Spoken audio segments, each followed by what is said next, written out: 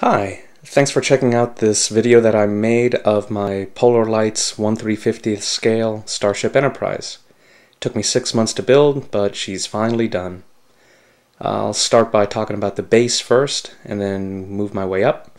The base is 22 inches by 44 inches, and it is wood covered by 1/16 inch black plexiglass. And the spotlights I made out of brass tubes. They're 2 inches long. They got 10mm LEDs in them, and the LEDs and the nameplate are on the same circuit. Now the name plaque I got from Laserfire Creations, and that was custom, and I thought that came out really nice. I was very happy with it. So let's turn the switch on. It has a switch box.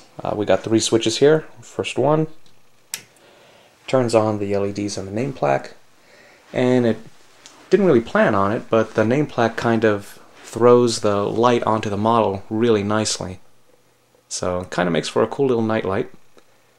And anyway, I think that's all I want to say about the base. And of course the model itself has a lighting kit in it, and that was from Trek Modeler. Found them on the web. I was really happy with that one. So this switch flips all the lights on in the model, and that controls the strobe lights, the navigation blinkers, the interior lights, spotlights on the nacelles, and also there's a belly strobe, which I thought was a pretty nice touch. And of course the spotlights also give a really nice glow on the ship.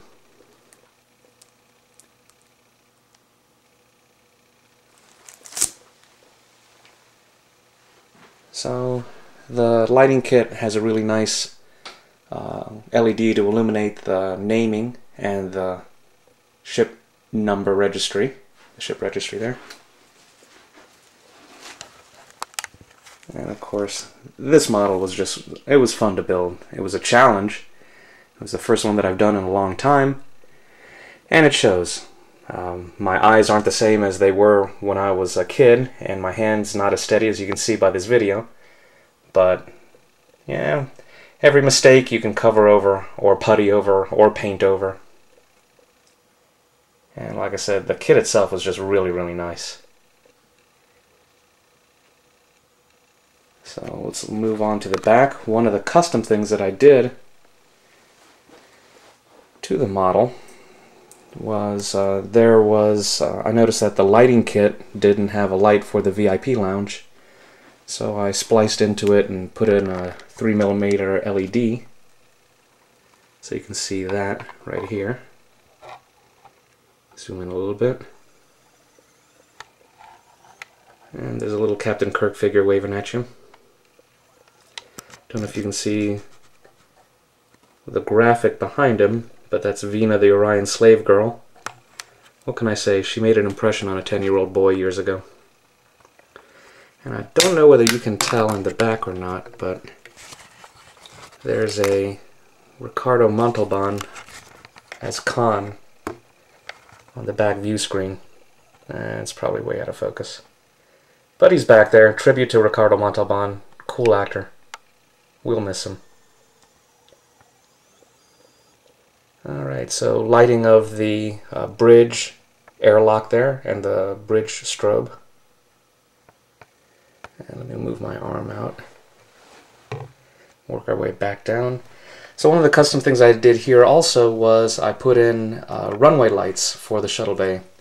It's probably not accurate, but I thought it would be a good touch, and I also got the idea from another guy on the Starship Modeler board, DeLorean Man, Mike. So thanks for all the help.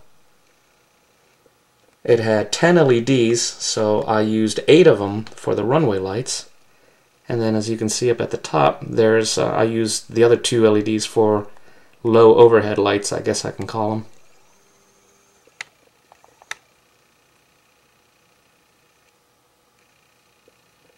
And I didn't want to crowd the deck, so I only used 1 shuttle and 1 worker bee.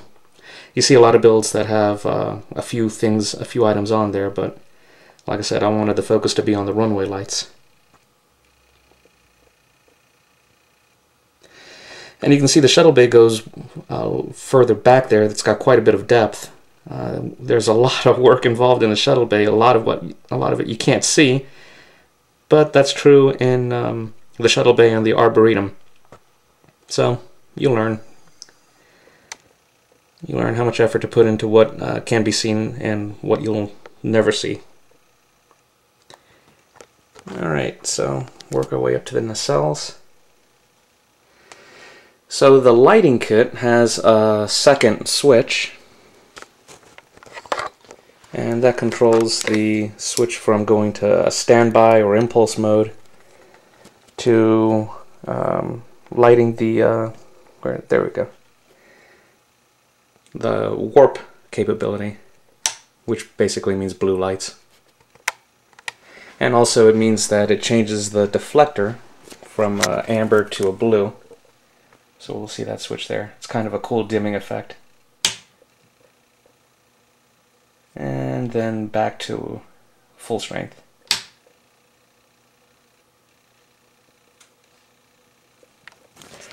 So all in all, it, like I said, took 6 months, but what a great kit. I thought whoever designed it, they put a lot of love and effort into it. Lots of detail. And I added a few of my own too. I put some fiber optics on the docking ports. So there's one on the secondary hull, the other on the dorsal, and then it's duplicated on the other side. And just a lot of little tiny, let's see if I can zoom in, there we go, decals all over the place.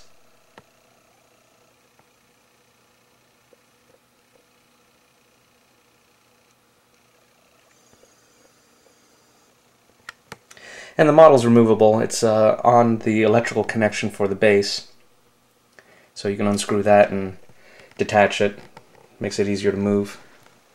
Although, you know, picking up and moving this beast is quite an ordeal. So moving it, don't know I'll be doing that anytime soon. So let's switch it back.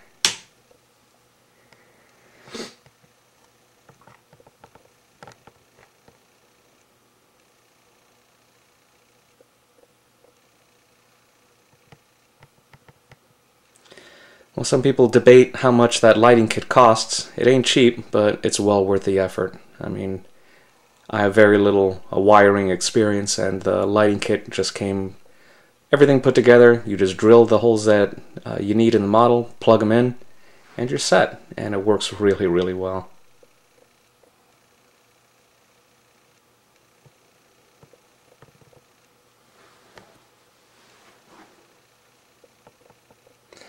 So that's pretty much it. The thing I like about this particular configuration is that you can switch off the display lights, leave the model kit on, and it still looks pretty snazzy.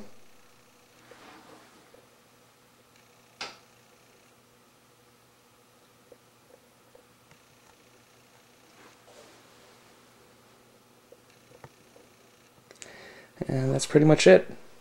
Thanks again for checking this out.